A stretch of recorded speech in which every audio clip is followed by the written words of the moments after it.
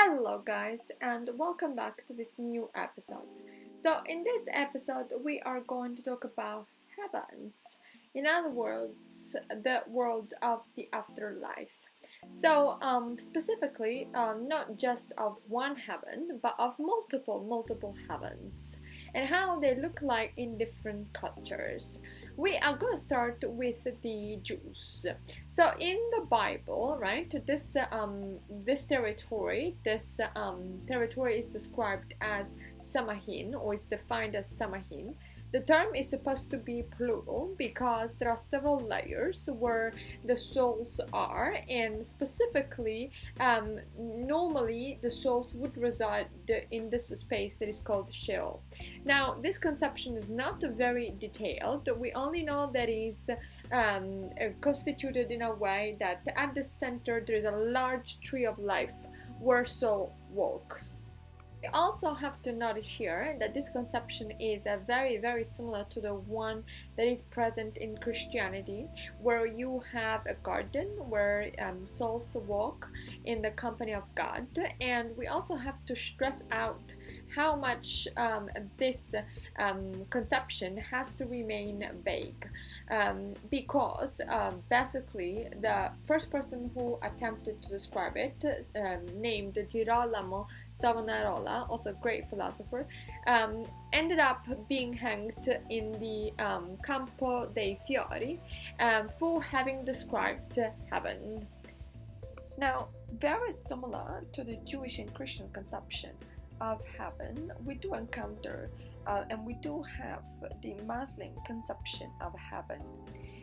Their heaven is defined as Gan Eden, and it is a place where there are Yuri or Yuris, and there are black-eyed girls, and we do know some about this place just because Muhammad was brought there by Archangel Gabriel.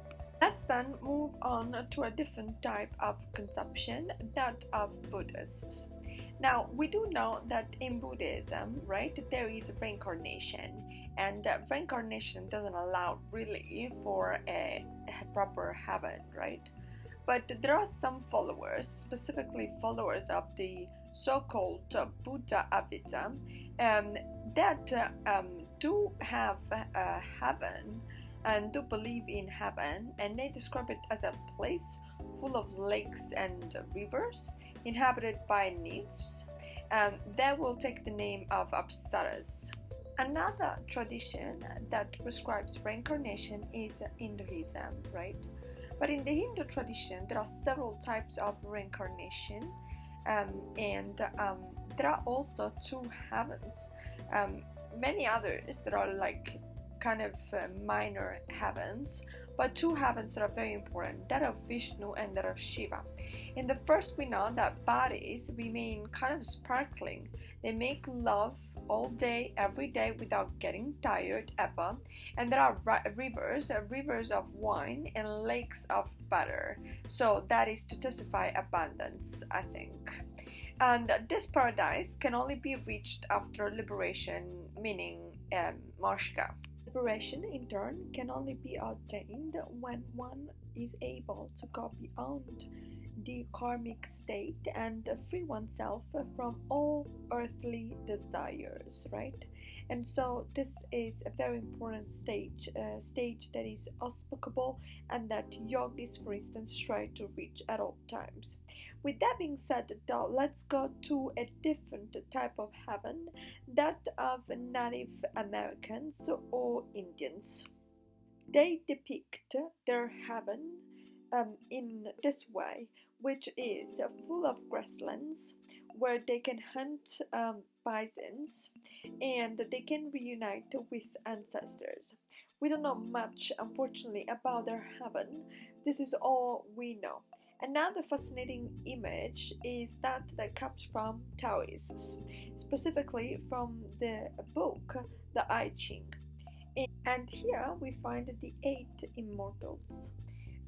Those are people or something like people that live on a mountain.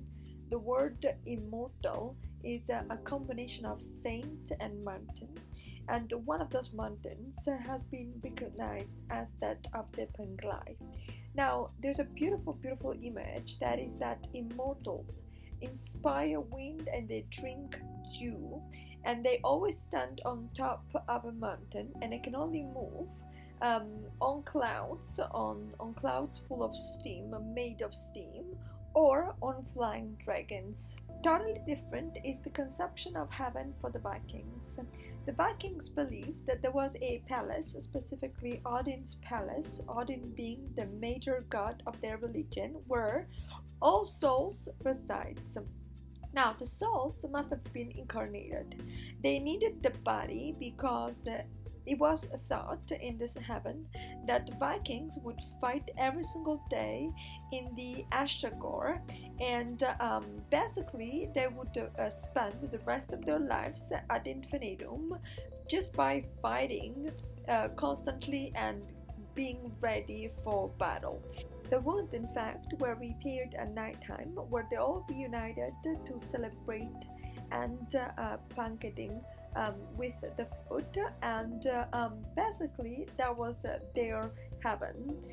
We also have to specify they were carried there to Odin's palace by Valkyries. Now, completely different, way more Christian, is the conception of heaven according to the Romans. The Romans conceived something that they called Elysian fields, where there was no wind and no rain, but only a constant breeze of zephyr. With that being said, though, guys, so we're gonna move on in this quick digression of ours into heavens, and we're gonna go to Egyptians. Here, in talking about the Egyptians, we are going to mention this sarcophagus. They have found a sarcophagus dating back to 2010 BC, and it belongs to the era of the pharaoh Mentuhotep, and it is the sarcophagus of a woman called Ankh. Now, despite being a sarcophagus of a woman, the pronoun that is visible, and it's the pronoun through which they address her, is a masculine pronoun. Why is that happening? The reason seems quite simple, because on the sarcophagus it is painted the so-called Rostau. Rostau is also known as the Book of the Two Ways. We remember that Osiris was kind of like killed by his brother to gain control over the territory of Egypt, of ancient Egypt, right? And so since that moment, Egyptians started to elaborate different rituals and different practices that could bring Osiris back home and to the living, and eventually those practices were extended to all the dead, right?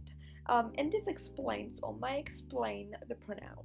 Whereas now we're gonna move on to the Sikh.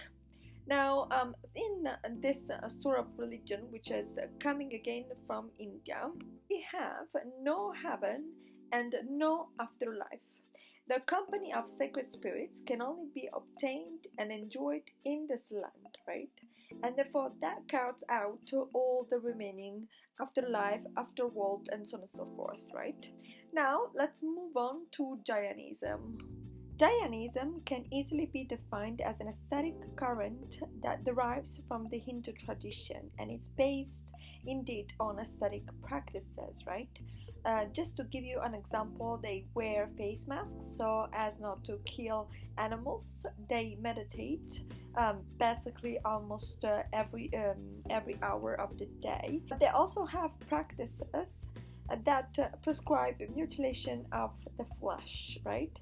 Not to talk about food, because it's very much rationed and they eat very little, and they're pretty much vegetarian, vegan, and whatever you want to describe them, because they cannot eat so much of a life, because they have to preserve life in all its variety. Now, the last stage of their cosmology coincides with the stage of liberated beings.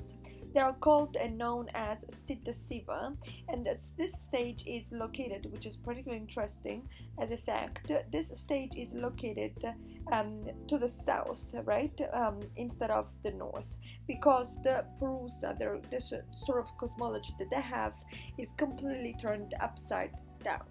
However, we are going to delve into Jainism in a different and a new video that I'm gonna upload pretty quickly. With that being said, guys, I thank you for your support and I thank you for your patience.